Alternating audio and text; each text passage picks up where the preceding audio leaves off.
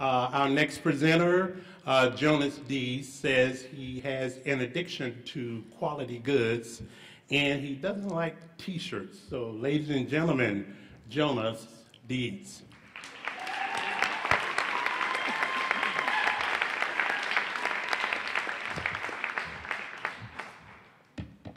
Oh, you're just going to start. Okay, the Pacheco Condensed History of Jeans in America. In 1873, Levi Strauss and Jacob Davis got their patent for the waist coveralls. I want to make note, in 1865, Abraham Lincoln died. So 8 years, if Lincoln had lived, he could have been seen in one of these jeans. Tell me that doesn't change your perception of the 16th president. In 1890, they lost their patent. Patent expired because in the 1800s, patent laws were ridiculous. That's why you see so many similar jeans these days, and Levi can't do a darn thing about it. In 1915, they started to produce jeans. They started to buy their denim from a company called Cone Mills in North Carolina, Greensboro, North Carolina. In 1922, they became the exclusive supplier for Levi's denim in America. During this time, there was also that earthquake. Levi's was based in San Francisco.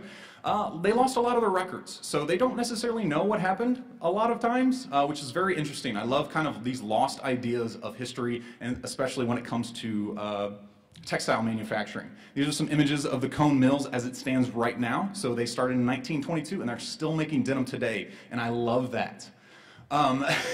This format is going to kill me, I know it is. You can't talk about, this is 2001, Brittany and Justin, very big moment in history for jeans. This is actually what I think people thought I was going to wear tonight for the presentation. Thankfully not, but my wife is actually wearing that dress, so you can look for her. One of the things that I think about when I buy clothes is, what do these clothes say about me? And I know that seems kind of silly, but for jeans especially, people really just see this blue splotch of pant. And I see a lot of different things. I see where they're made, but I also think about what they say about the person that wears them.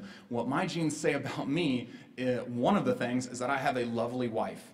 My wife endures all of my quirks and idiosyncrasies, especially my love of denim. What you see here is the boutonniere that we wore on our wedding night, and also her bouquet. This is a pair of Levi's that I had that the woman from English Hedgerow turned into lovely flower ornaments for our wedding.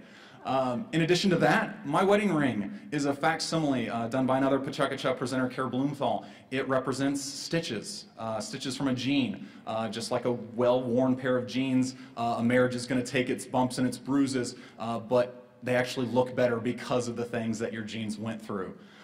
So that's what I like to do. I like to have projects in addition to my lovely wife. And one of my projects are wearing jeans. And you think, that's kind of weird. How is that a project? Well, jeans, the ones that I wear at least, come in a raw, unsanforized state. Raw denim has never been touched by hand. They've never been washed. They've never been, no rips, no tears, no nothing. They're made in the United States, at least the ones I purchased. This is the tag off of my Levi's. These are the 1954 reproduction.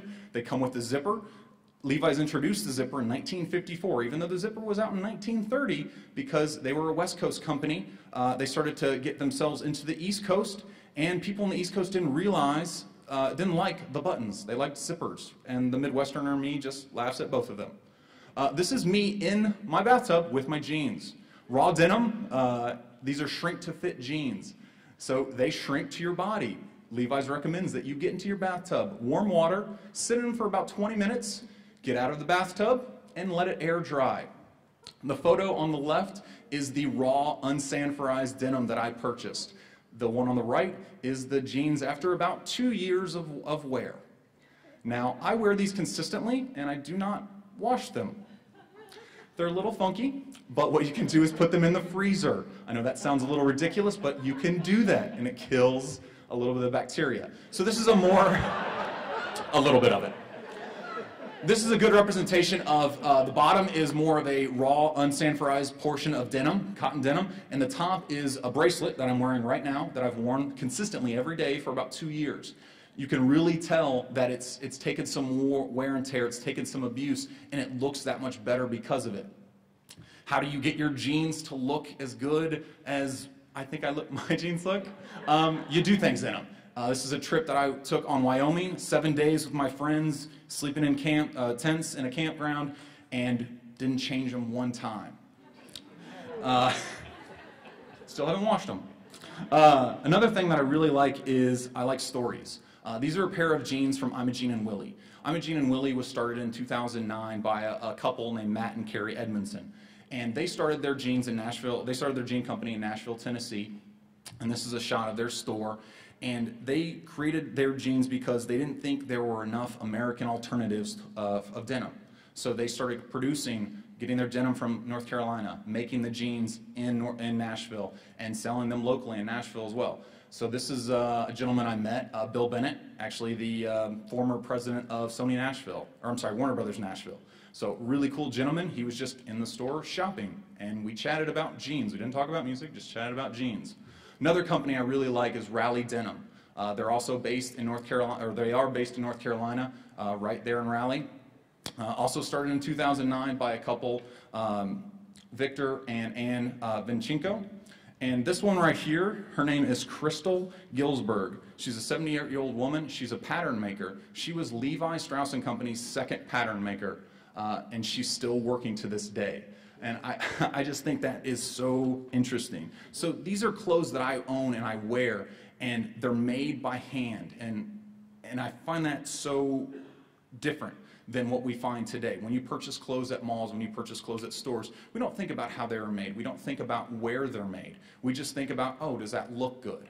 Well, I challenge you all to think about the things that you purchase, your consumer goods. Where are they made? Who made them? In many instances, I actually know the first names of the people that made my clothes. So I end this just because I don't think there's anyone cooler than Steve McQueen. And this was a genuine article, a genuine person, and I hope that's what you guys can aspire to be when you're making your clothes purchases, specifically jeans. So, thank you.